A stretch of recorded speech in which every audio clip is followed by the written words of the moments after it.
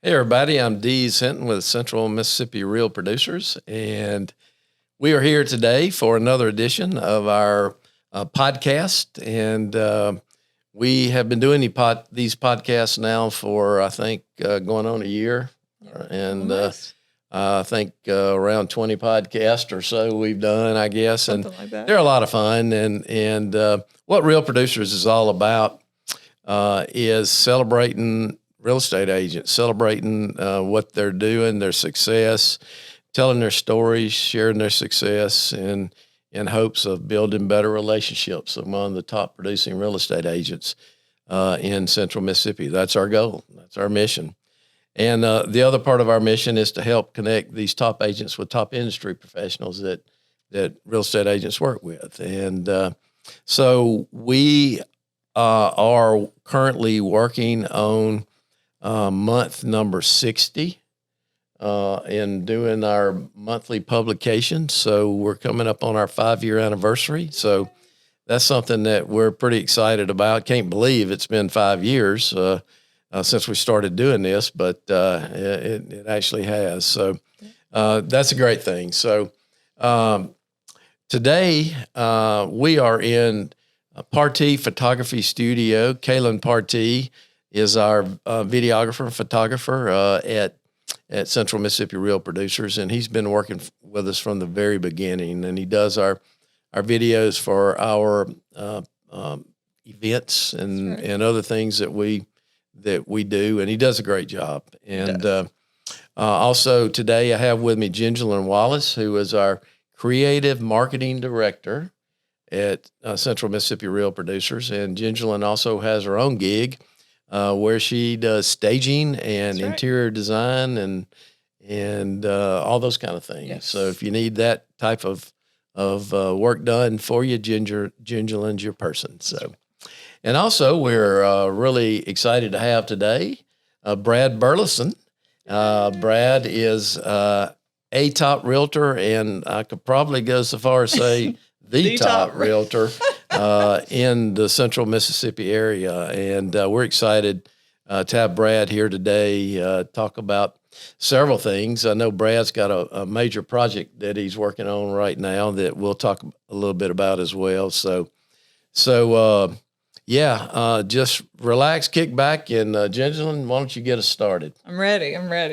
We're excited to have you here. Thanks for taking time. I know it's been a busy week for you, so they all run together. One more interview. What's that, right? It's kind of what we signed up for, and I enjoy it. But the pace, by Friday afternoon, I'm ready to clock out. I bet you are.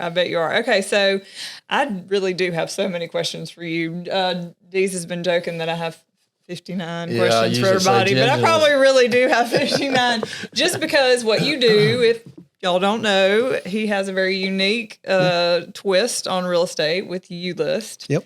And so I can't wait to ask you a little bit more about that. And for real, since I've been involved in real estate, which that is a majority of my business, I do staging and work for a lot of the top real estate agents. And I can remember seeing that list and keep seeing this guy's name at the top.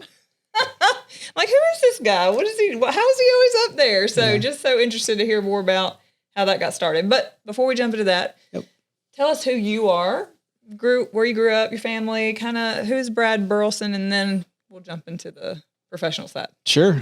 I guess we call it South Jackson boy raised. I went to Hillcrest Christian. That's something I'm proud of. It was a great school for me all the way from kindergarten all the way through graduation.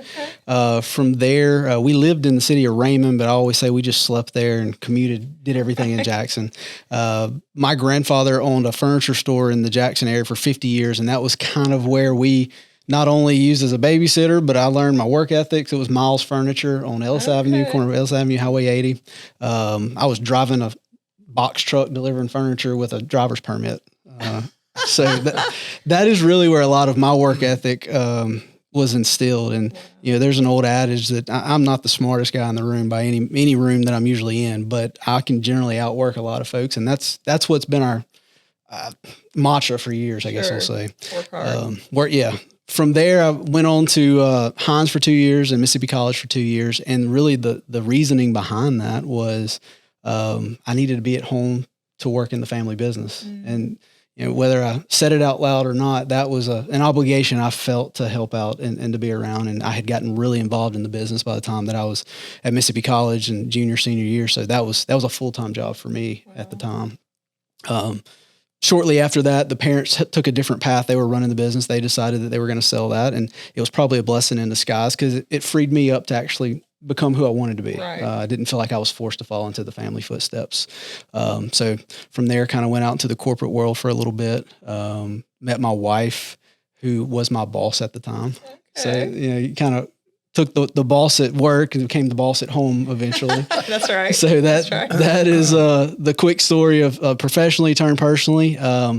We have had quite a family journey over the past 5 years or so. I think that was actually documented in the Real Producer article that was written where about 5 years ago, we went from an only child family with one daughter to 4 now. So I live with four daughters, my wife, and 2 female dogs. There's nothing but estrogen in my house. Every single day, I kid with this story that I wake up walking on eggshells, not knowing who I ticked off while I was sleeping. I didn't even know what I did. I'm sure. I feel sorry for you. Yeah. I can So relate. tell me ages. You've got 4 girls. 4 girls. They're kind of built-in twins. So 2 of them are about to be 14. Okay. They're 1 year apart in school, which really is another blessing in disguise. They get their own identity, their own friend group, but they're same age. They go through a lot of the same things.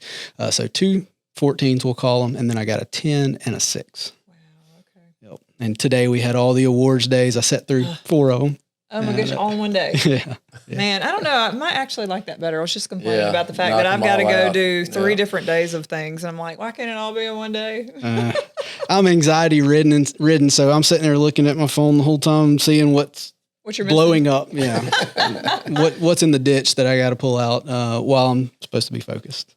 Okay, so let's go. You were working in this furniture store for your family. You got freed up to not have to do that anymore. How did you end up in real estate? Yeah. So I guess it was a 2-part deal. Right after I graduated Mississippi College, I had a job lined up that I was, again, working in furniture, but it was an outside sales rep position. Coming straight out of school as a 1099 employee, making really good money. Set myself up for failure. I didn't plan appropriately for the tax man coming at the end of the year. I didn't think about expenses coming out.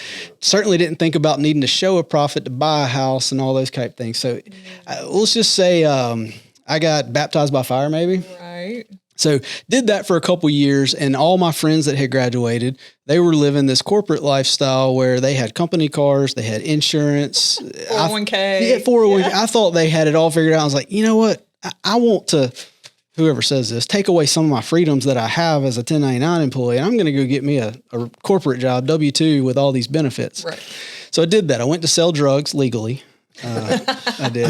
And so about 6 months, 9 months into that deal, that company laid off me and 3,000 of my closest friends all in one day.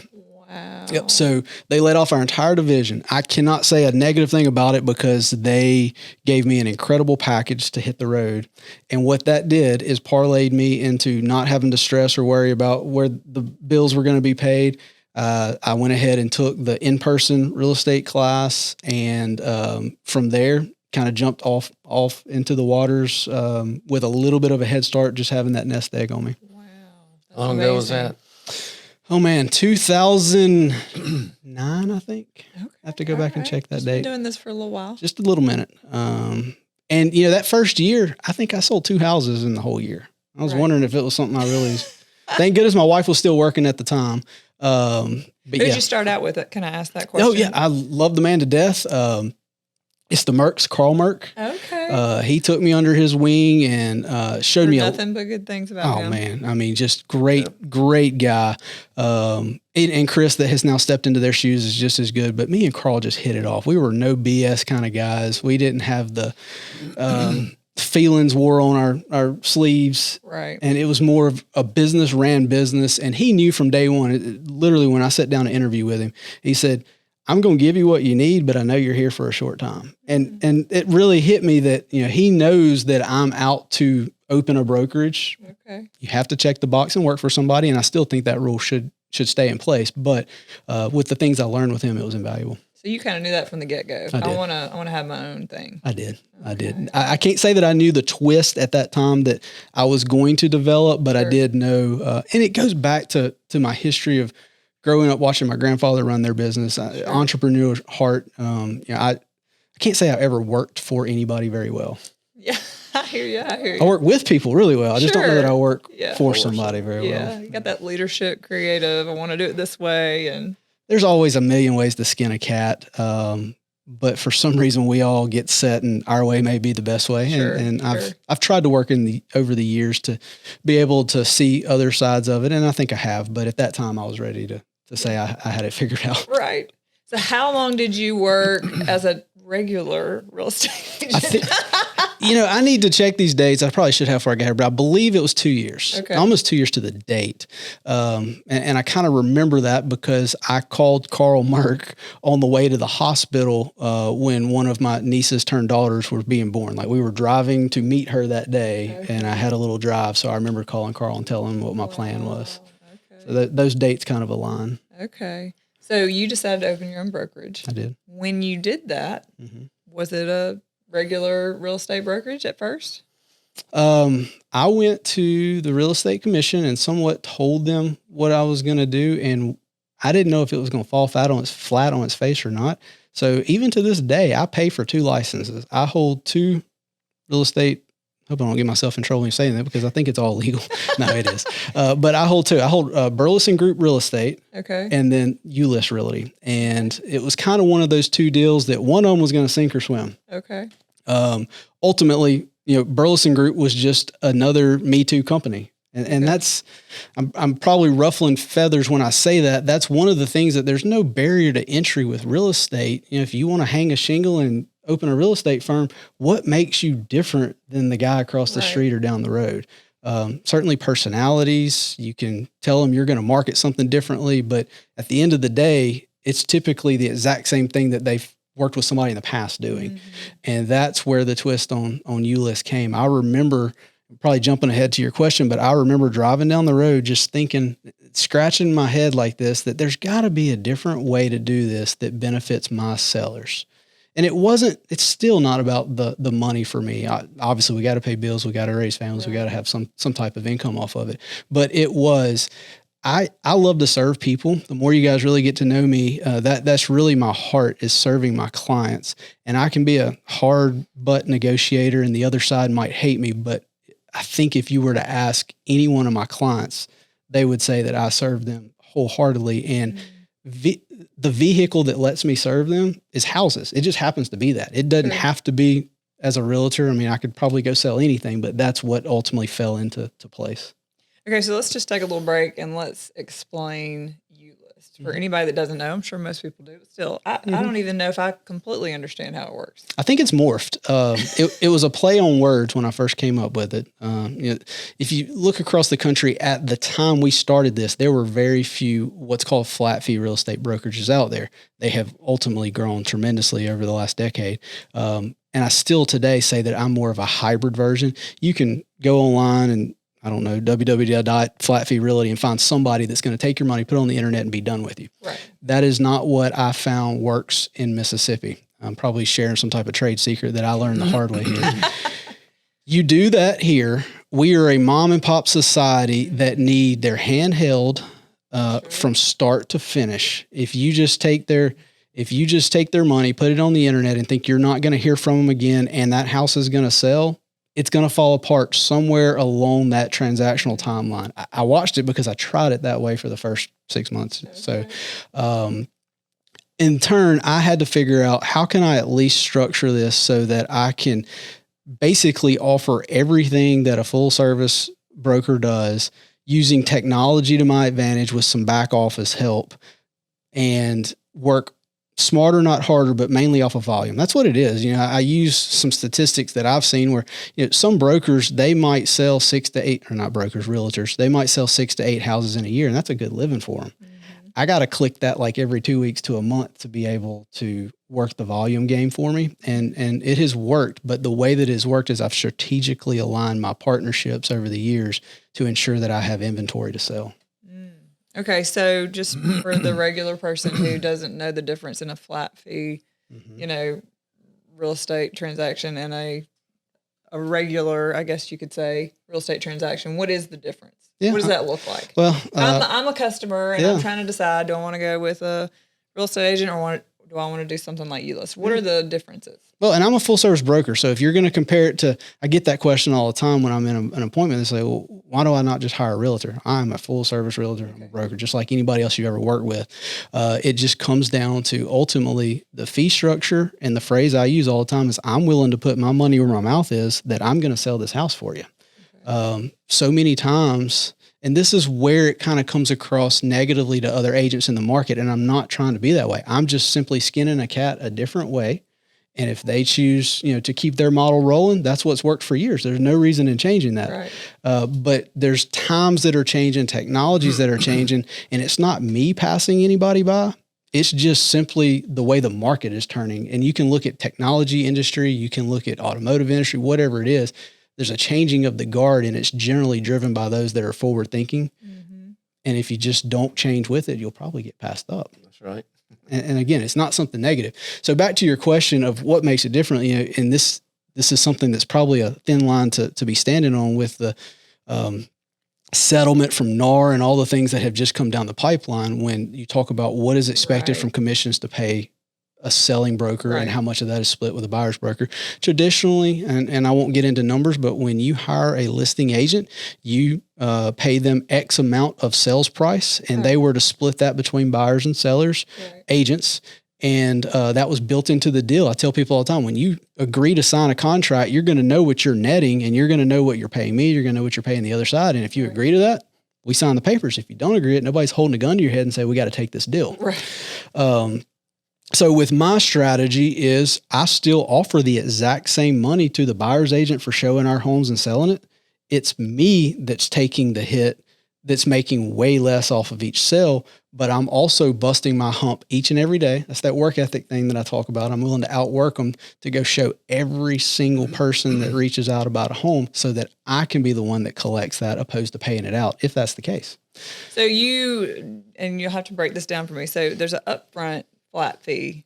Yeah, it's kind of like a marketing fee, I guess. Yeah. Okay. Mm-hmm.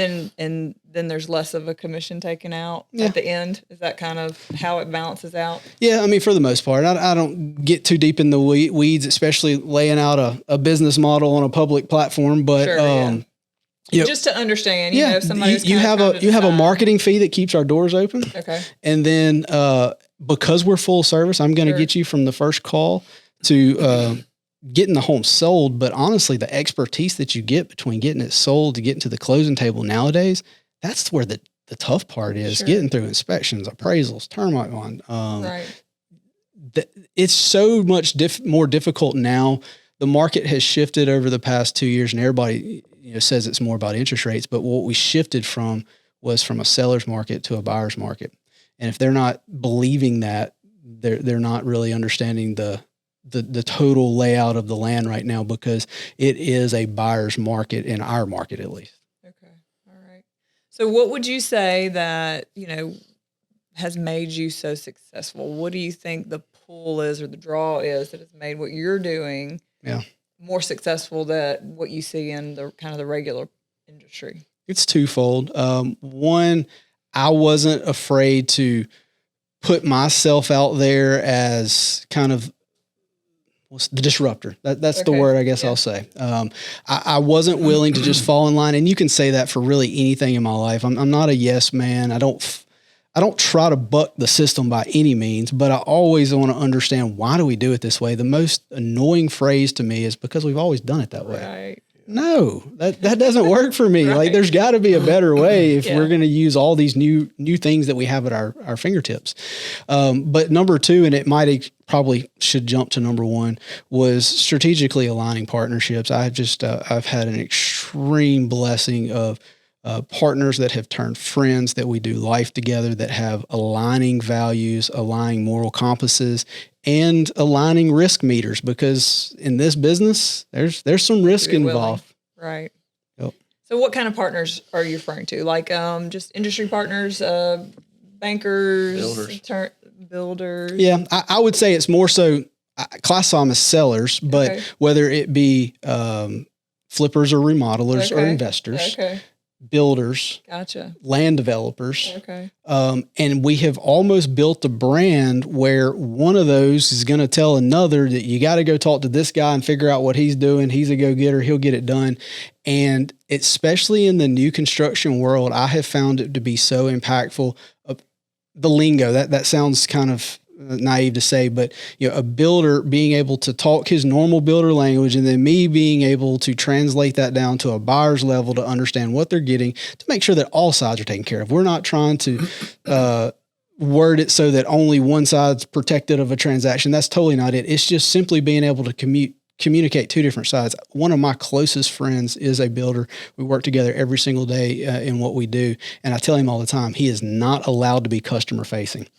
And it's a joking point because when he goes on the job site, so many of those guys only know how to communicate one way, and they take no offense to it.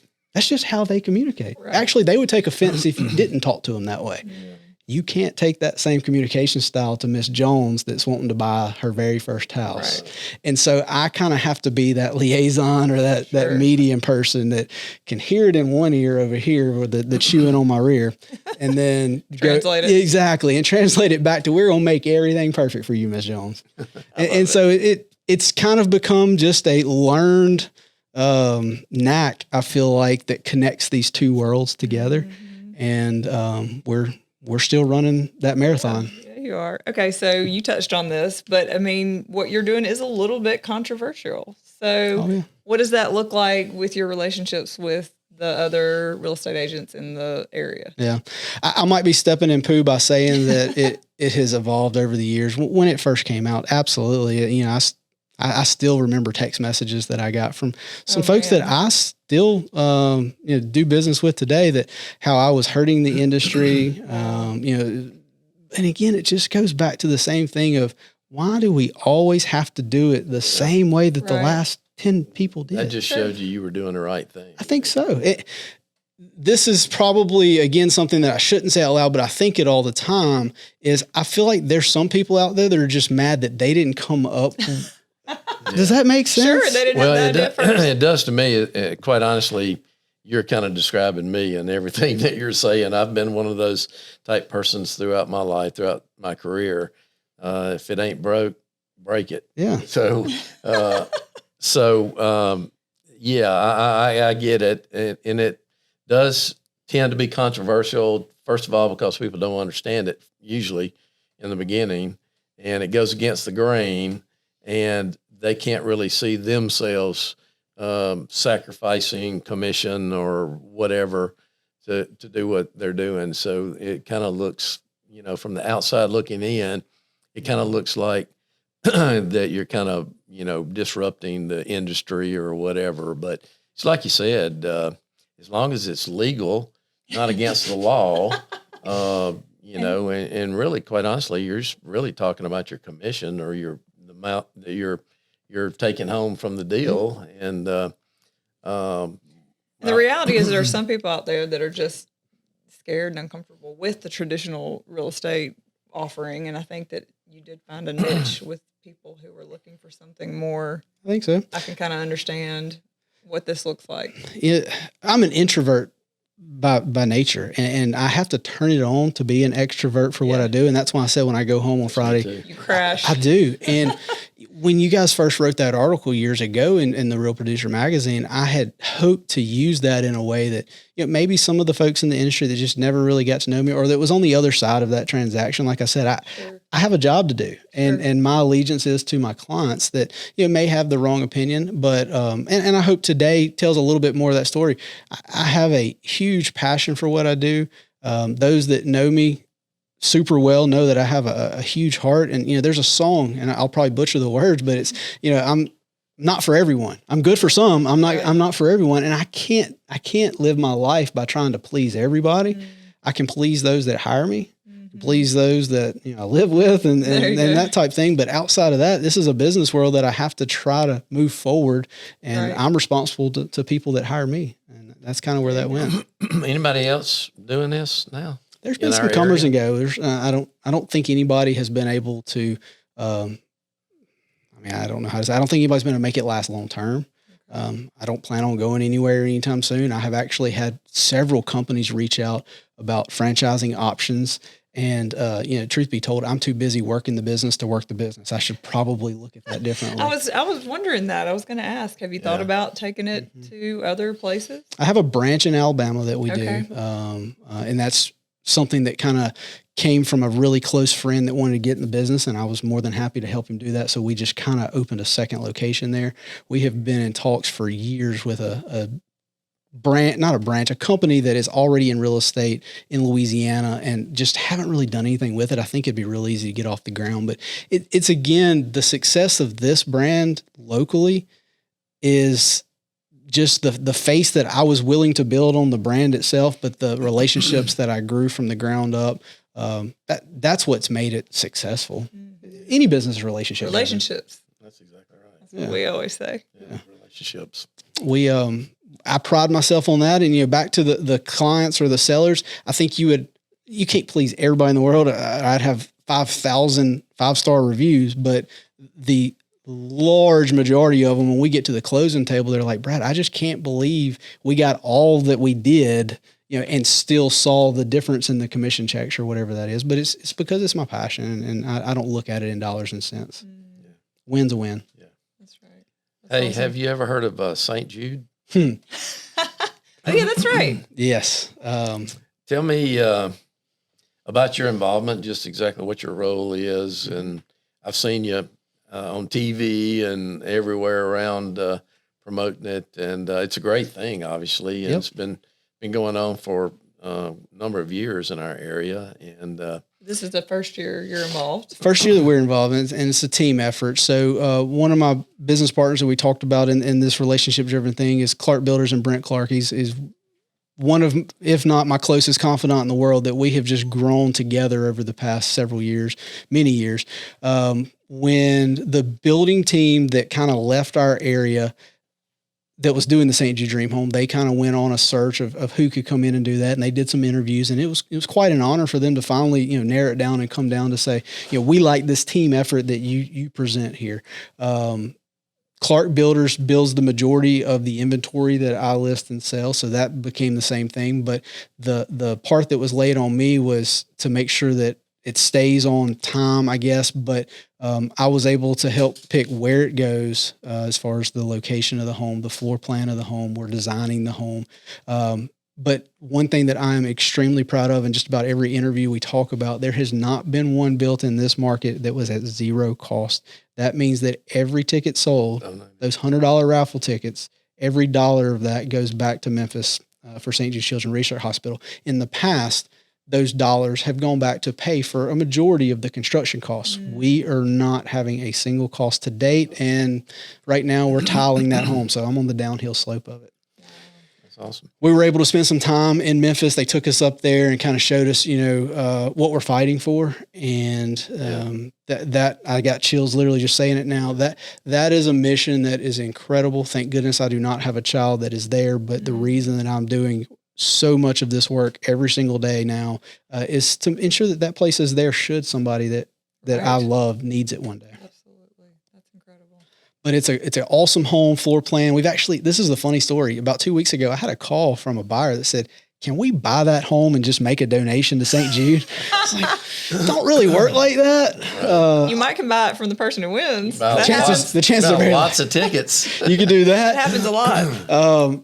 I don't think the sizable donation that they were thinking to make to St. Jude is actually going to pay for this campaign. But I told her, I was like, we can figure out a way to build you the same house, but I still need you to buy a handful of these tickets. And that's what I'm really wanting to push is we kind of have some lofty goals when we're dealing with the St. Jude Dream Home. We're going to sell out the tickets, but my goal is for the home to be sold out prior to completion. The giveaway date is August 22nd, but between now and then, there's all kind of early bird prizes to jump in and be a part of. So if you buy a ticket now, you get in double enrolled is what I call it. So you get to obviously enter to win the home, but you also get entered to win all these extra door prizes that they're giving away. All right. What are those prizes? I'm going to get myself in trouble, but I'll hit some of the bigger ones that I can remember. There was a $10,000 piece of jewelry from Beckham Jewelry, I believe.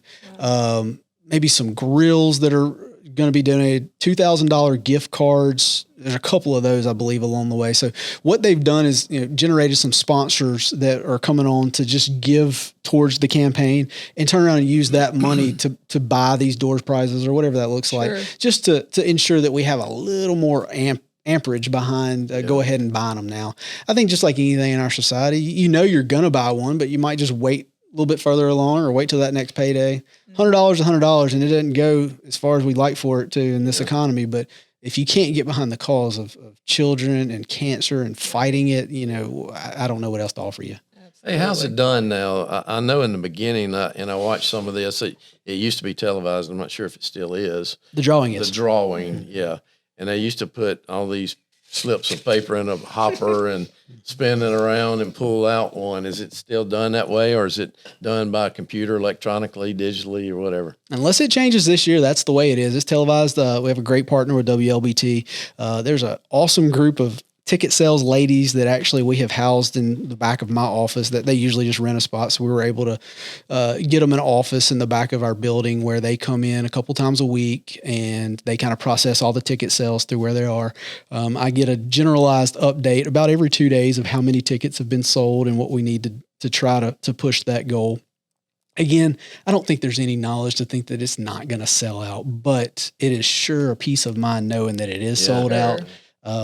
Just to make sure that our project's successful. I don't think we've ever not had a sellout in our market. It was just Southern good-hearted people. Yeah. Well, and I feel like most people probably do know, but the thing that is so amazing about St. Jude is when you have a child who has cancer and goes to this facility, everything is paid for. Not a single dollar. They do not have to pay a dime. They get allowances for food while they're there, allowances for gas to get there. They get put up into some type of residence while they're there.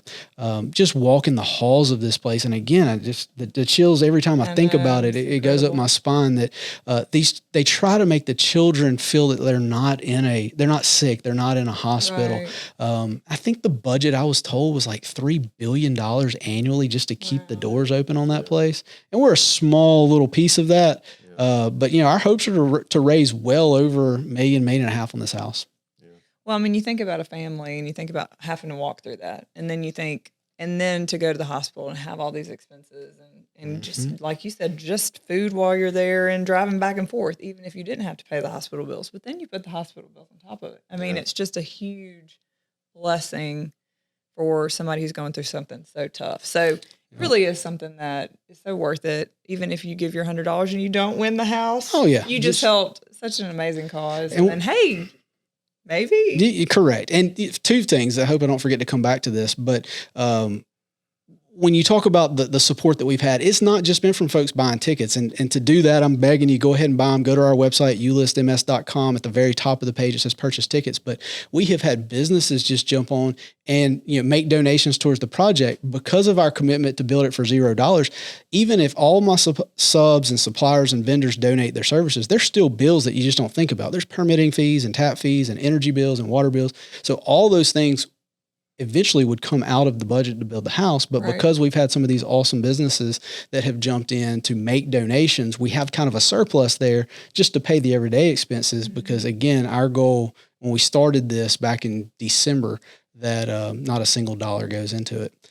The other cool thing I didn't want to forget is over my years of doing this, I have sold 2 dream houses in our market. So I hope to do this again one day and we're going to build this home for many years. We kind of have a commitment to St. Jude. So this isn't the first time. It is the first time. It won't be the only time. But I'd love to sell it to as many families over the years as possible because it benefited lots of different people. Yeah. That's right. Awesome. That's right. Wow. Well, I think I've quizzed you enough. It wasn't 52, but that was quick. See, I told you knew all the answers. So yeah. I appreciate you guys asking for it. Our market is thriving. I've had opportunities to go other places. I love where we work and we live. The people are incredible. So I hope to carry this torch for many years to come. Yeah.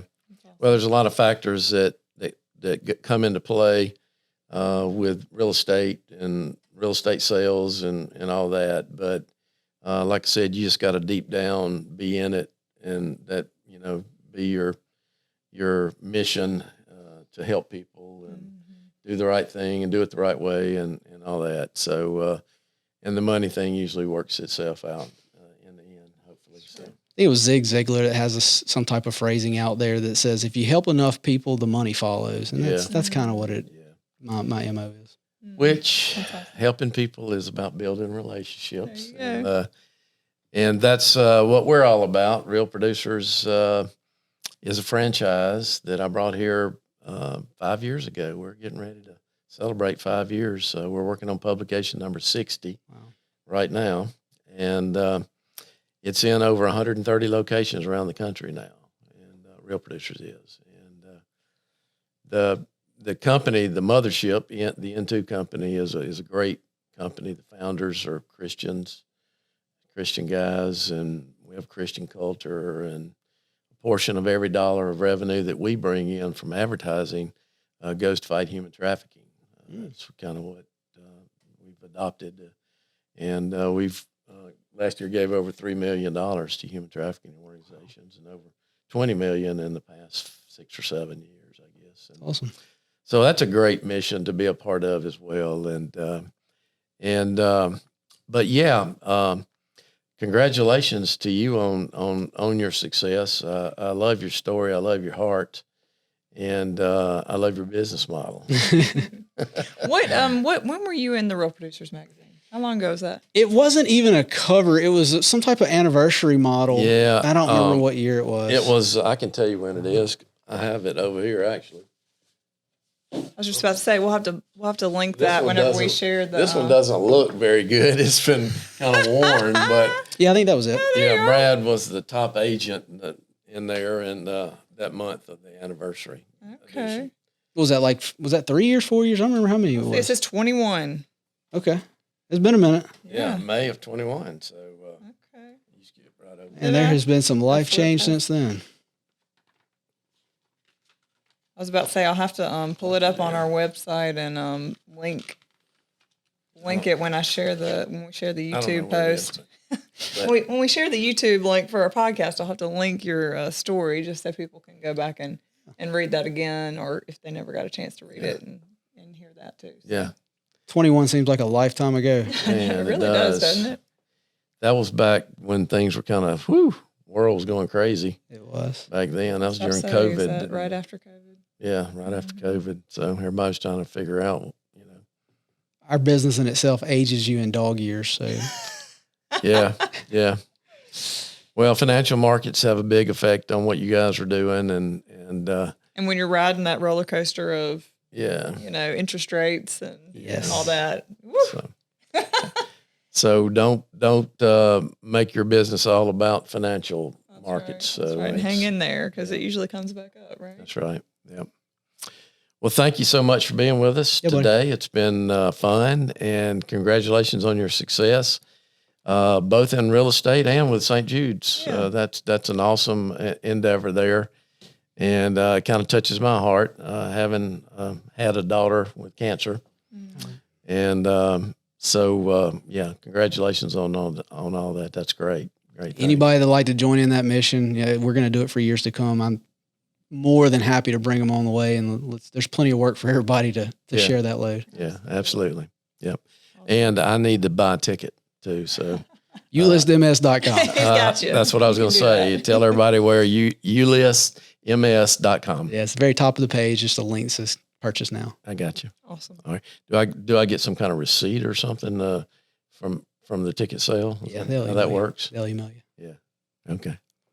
All right. Gingeline, tell everybody again where to find us. Please go visit our Facebook page or Instagram page, and that will have all the links to our YouTube podcast where you can watch the videos, also all the articles in our magazine. And please follow on Instagram and Facebook. And then also when you hop on over to YouTube to watch our interviews, make sure you subscribe to our channel. That way, whenever we post a new interview or a new video recap, you will be one of the first to know about it and get to watch it. So there you go. Join us. Yep.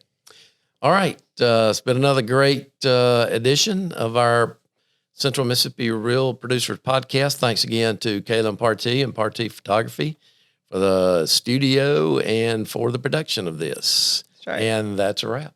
Yay.